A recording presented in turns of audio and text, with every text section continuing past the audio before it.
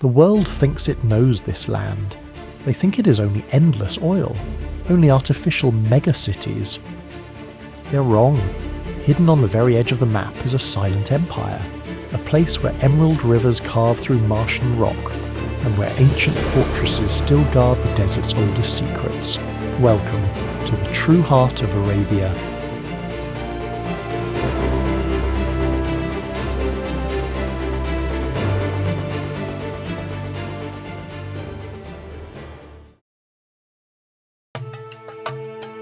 In the brutal heart of the Arabian Peninsula, where the desert seems to swallow all life, there is a mirage carved from limestone and sunlight, Muscat. It is not loud and artificial like Dubai. It is not dripping in neon like Doha. For 2,000 years, this port was the silent anchor of the empire, a crossroads for Portuguese fleets and Ottoman warships. Through every invasion, through every century, Muscat refused to lose its soul.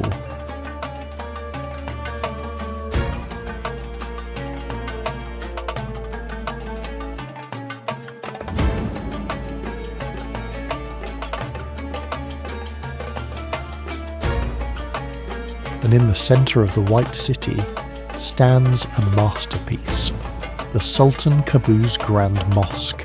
Built from pure Indian sandstone and Italian marble, it is a fortress of peace. Inside hangs a Swarovski crystal chandelier weighing over 8 tons. Below it, a Persian carpet woven by hand, spanning nearly 4,000 square meters.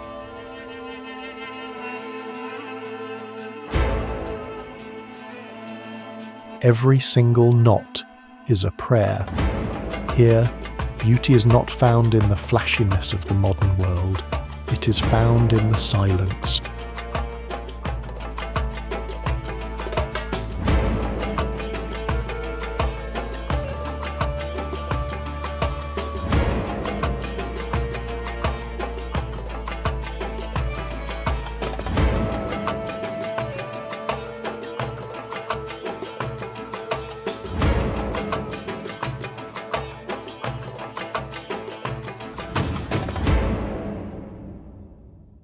Just a short drive from the sprawling capital, the modern world abruptly ends. The landscape fractures. This is Sifah, a quiet coastal enclave where the geology of the earth was violently rewritten millions of years ago. Here, the jagged, unyielding peaks of the Al-Hajar Mountains crash directly into the Arabian Sea. It is a landscape born of absolute tectonic violence, now wrapped in total silence.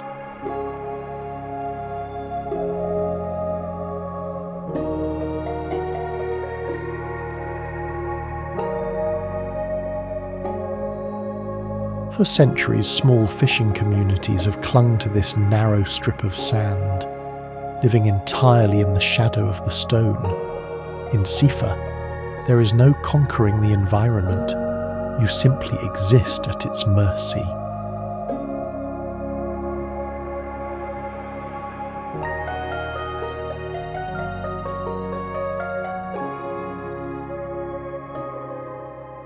But the true secrets of Oman are not just built on land. Just 30 minutes off the coast, the world drops away.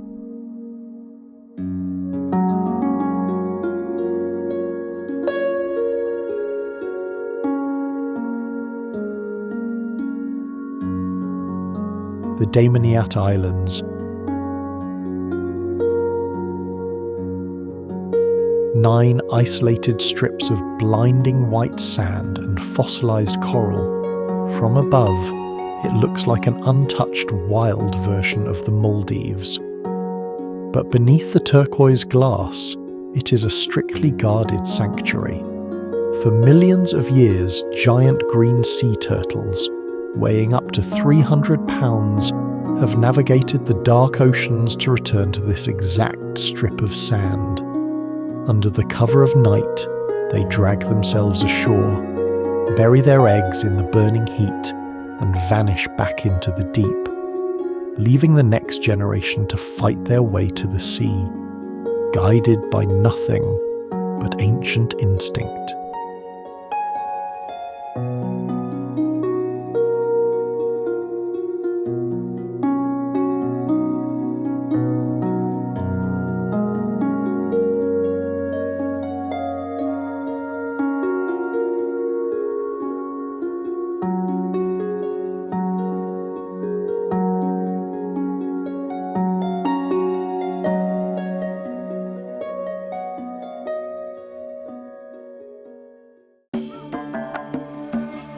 Travelling south along the jagged coastline, the earth suddenly rips open, a perfect, terrifying void plunging directly into the ground. Locals call it the Well of the Falling Star. Legend whispers that a massive meteorite smashed into the crust here, draining the land of its soul and leaving behind a pool of impossible, glowing turquoise water. Geologists call it a limestone collapse, but standing on the edge, staring into the abyss, the science feels irrelevant. You are standing in the rift between the physical world and the mythical.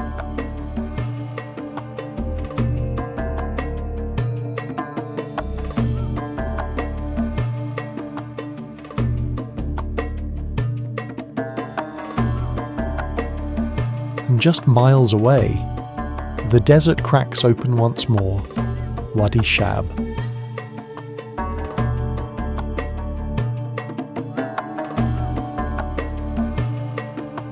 A hidden oasis buried at the bottom of a towering claustrophobic gorge.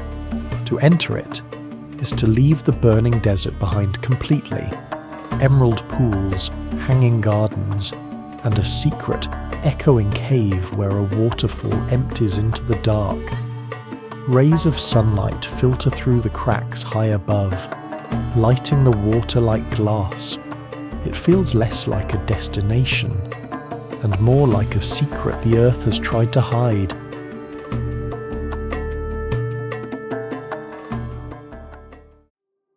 If the coast reveals Oman's beauty, the interior reveals its iron will. Rising from the dust of the ancient capital is the ultimate statement of power, Nizwa Fort.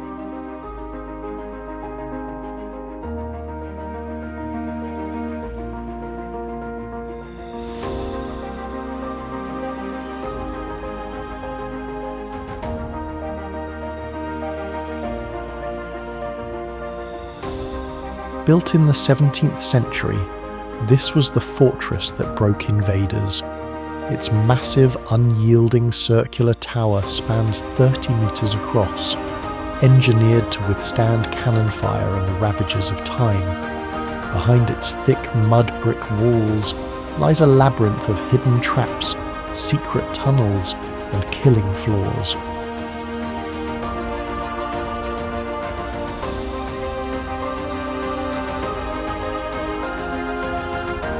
But Nizwa was not just a machine of war. It was the intellectual heart of the Arabian Peninsula, a place where Islamic scholars debated in the shade, while merchants hauled frankincense and silver through the bustling souks below. Even today, the heavy smoke of incense clings to the stone, a permanent reminder that a man's true strength was never just its walls.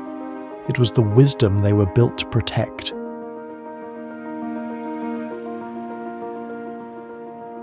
But not all of Oman's fortresses were palaces of the mind. Moving toward the Batina plain, the architecture turns brutal. Nakhal Fort.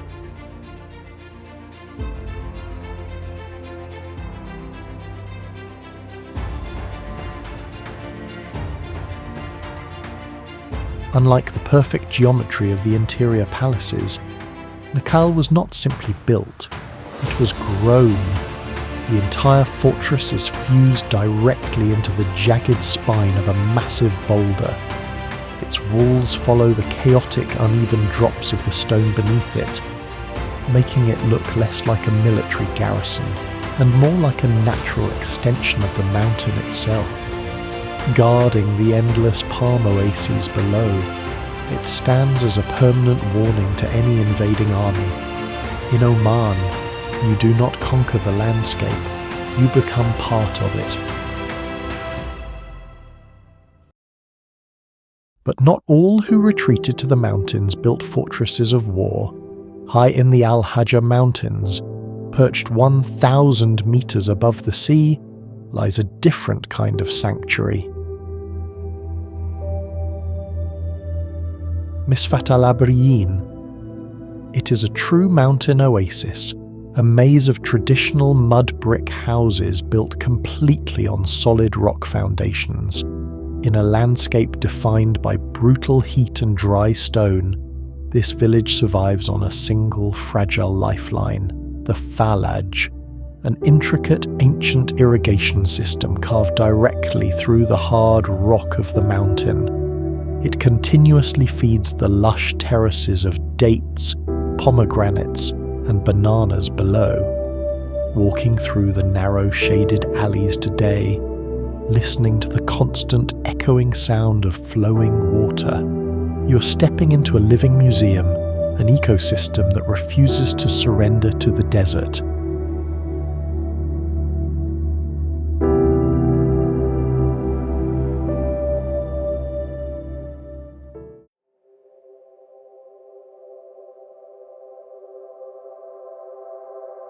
But not all of Oman's water is hidden in the dark. Deep in the eastern Hajjah Mountains, the scorched rock suddenly gives way to a blinding flash of emerald, Wadi Bani Khalid. Unlike the claustrophobic gorges of the north, this oasis is massive. Wide, crystal-clear pools fed by ancient underground springs that never run dry. For centuries, the nomadic tribes of the desert relied on these permanent waters to survive the brutal summers. It is a stark, shocking contrast. A vibrant explosion of life, completely surrounded by an ocean of dead, unyielding stone.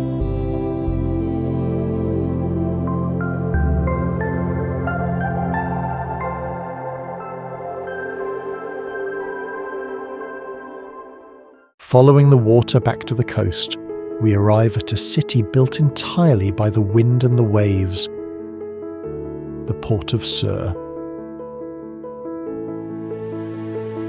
Today it is a quiet coastal town, but centuries ago, this was the undisputed naval capital of the Arabian Sea. It was here that the legendary wooden dhows were forged by hand. Massive ocean-faring ships that sailed from the Persian Gulf all the way to the coasts of India and East Africa. The timber was imported, but the engineering, the mastery of the ocean currents, was purely Omani. Standing on the docks today, under the shadow of the ancient watchtowers, you can still hear the echoes of an empire that ruled the sea, an empire built on the backs of wooden ghosts.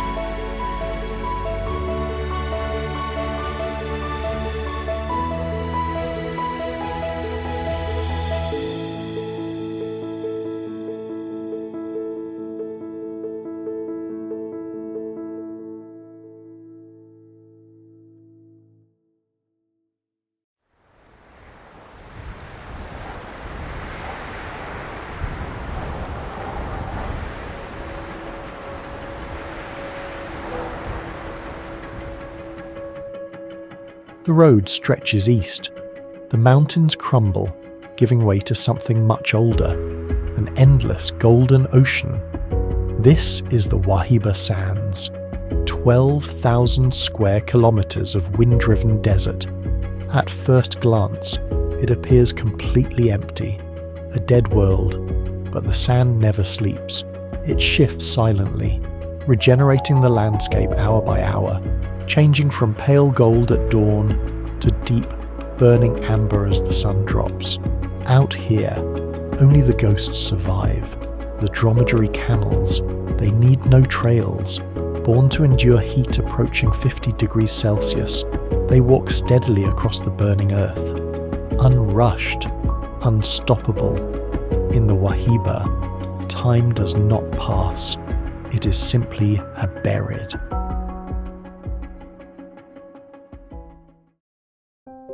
From the shifting sands, the earth violently pushes upward.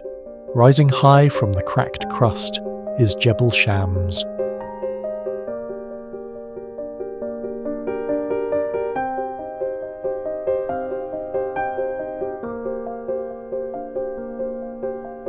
The Mountain of the Sun. From its peak, 3,000 meters above the sea, you look down into a void, the Grand Canyon of Arabia, Wadi Nakhal, a chasm cutting over 1,000 meters deep into the Hajar Mountains. The ground simply falls away, revealing millions of years of tectonic scars. Hidden in the shadow of the canyon walls are abandoned stone settlements, villages like Ghul, still clinging to the sheer cliffs. No one lives here anymore. The rock holds stories that history no longer remembers. Standing on the edge, looking into the abyss, the absolute silence is deafening.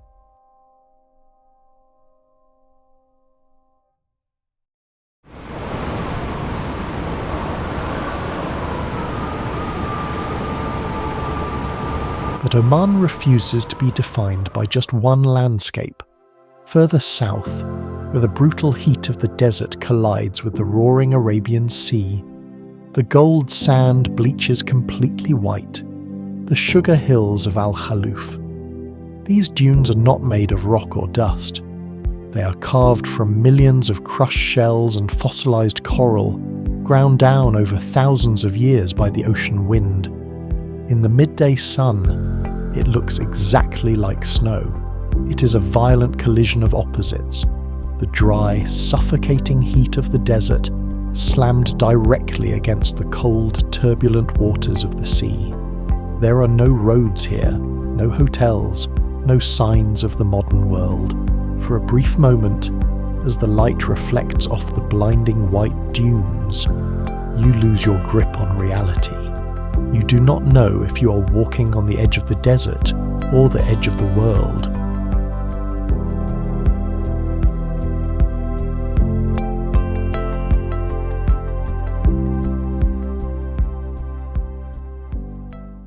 But beneath the blinding white dunes and the golden sands, Oman hides a darker history. Moving back toward the interior, we find a fortress that was never meant for war. Jabreen Castle.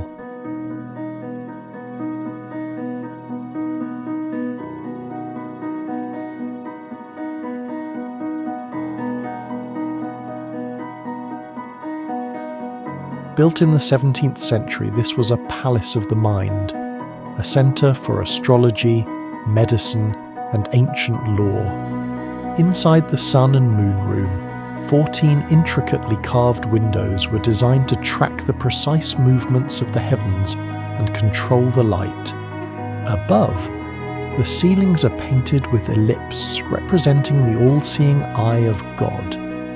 But knowledge could not stop betrayal. The Imam who built this masterpiece was besieged by his own brother's army. Trapped inside his own creation, he died. Today, he is still buried in the corner of his favourite prayer room, a ghost, locked forever inside a palace of wisdom.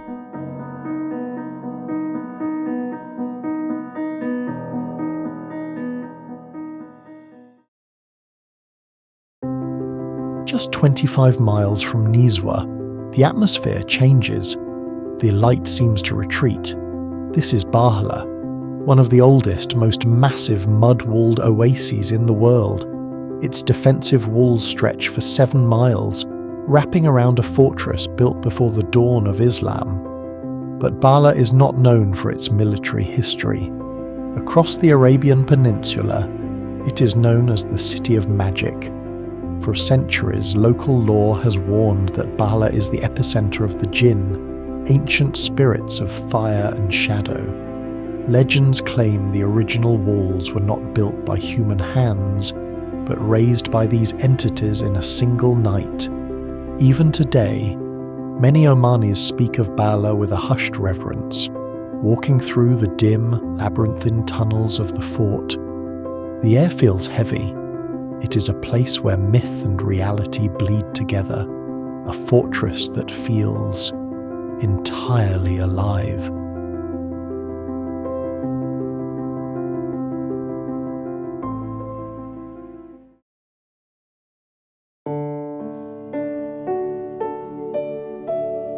But the ocean here is not always peaceful. Travelling down the southern coast of Dhofar, the turquoise waters turn violent.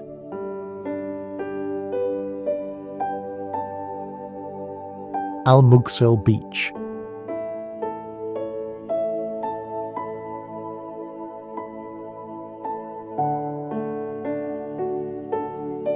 During the summer monsoons, the sea is forced relentlessly into a network of hollow, underground caves beneath the rock.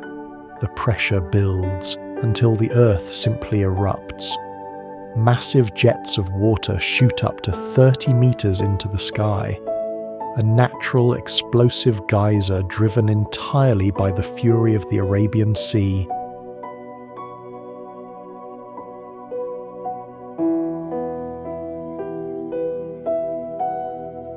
It is a coastline that refuses to be tamed.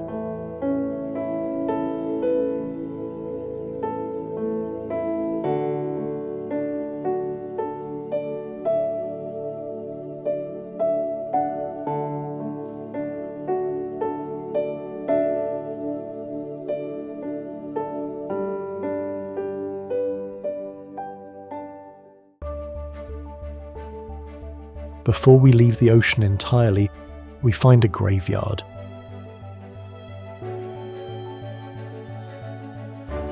Masirah Island, a desolate, wind-battered strip of land off the eastern coast. There are no grand resorts here, no ancient mud brick fortresses, just an endless, empty shore battered by unpredictable currents. For centuries, massive iron cargo ships and wooden dhows have been pushed into these shallow reefs by violent cyclones. The rusted hulls sit permanently stranded in the white sand, slowly dissolving back into the salt in the earth, a silent monument to the terrifying power of the sea.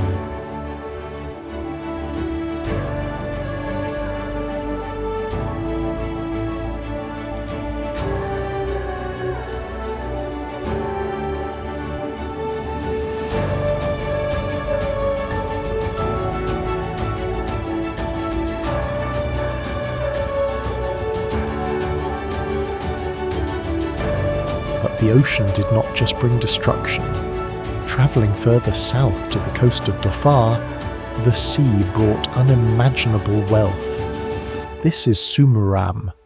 Founded over 2,000 years ago, this heavily fortified port city was the absolute centre of the ancient world's frankincense trade.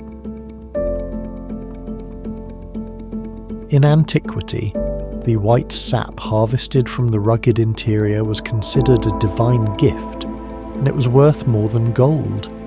It fueled the grand temples of Rome and was used to mummify the pharaohs of Egypt. Every massive ship that sailed the trade routes to India or the Mediterranean passed through these exact stone gates. Today, the wealthy merchants are long gone. The ruins sit silently above the Korori lagoon, watching the water, a ghost town built entirely on the smoke of the gods.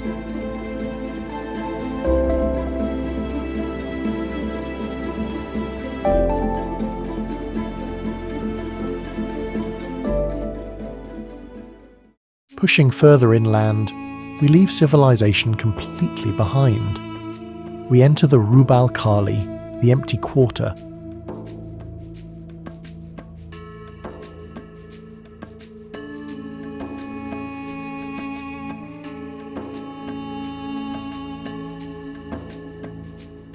The largest continuous sand desert on Earth, a landscape so hostile, it has swallowed empires without a trace.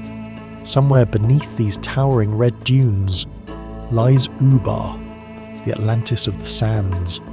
Ancient texts described a magnificent city, the undisputed capital of the global frankincense trade.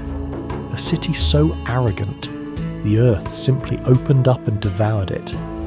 For centuries it was considered a myth, until ground-penetrating radar from space revealed ancient caravan tracks converging on a single collapsed sinkhole deep in the wasteland. They found the ruins of towers crushed beneath the weight of the desert. A chilling reminder, the earth always reclaims what belongs to it.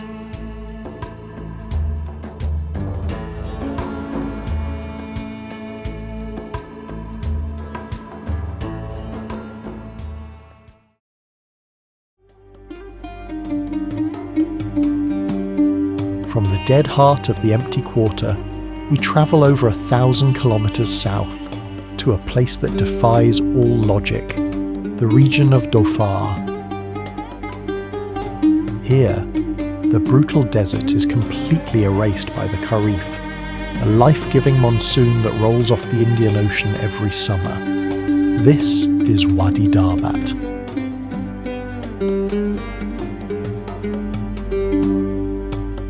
Vast, impossible green valley where waterfalls tear through limestone cliffs, plunging 30 meters into misty emerald pools. In a country defined by burning sand and isolation, Salalah rewrites the rules of reality.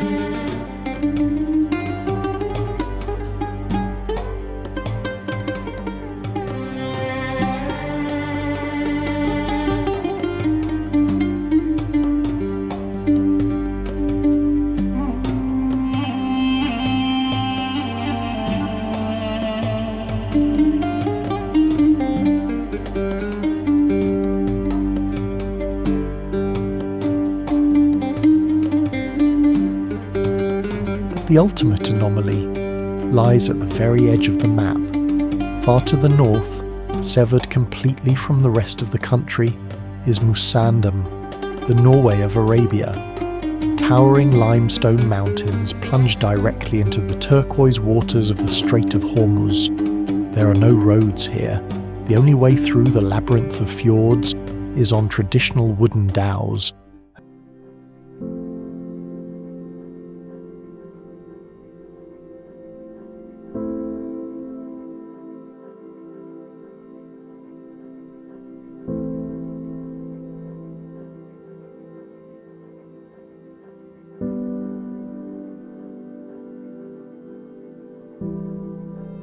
And dancing in the wake are the spinner dolphins, the constant ancient companions of the sea.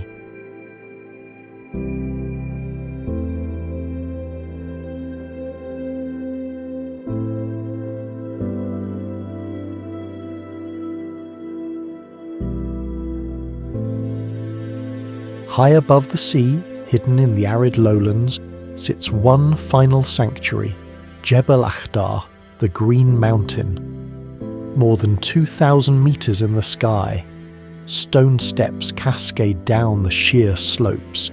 In the spring, these terraces explode into thousands of damask roses.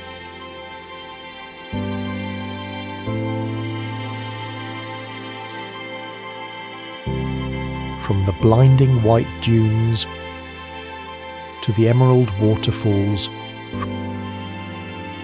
from the silent mud fortresses to the dancing waters of the fjords. Oman is a collision of worlds. It is an empire that never needed to scream to be heard.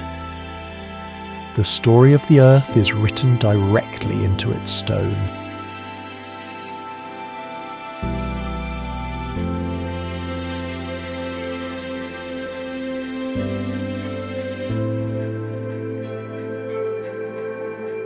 Waiting for the wind to shift, waiting for the next traveller.